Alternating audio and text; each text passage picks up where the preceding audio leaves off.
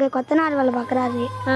அம்மா வந்து ஒரு காசு இல்லையா அம்மாட்ட, அதனால் வாங்கி தர முடியாது. சரி, நீ எந்த ஊர்?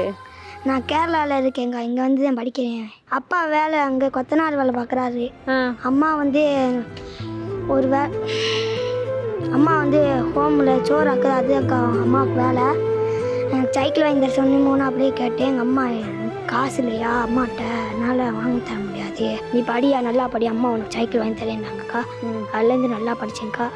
அடுத்து இப்போ கனவோடு இந்த சைக்கிள் வச்சுருக்கேன்.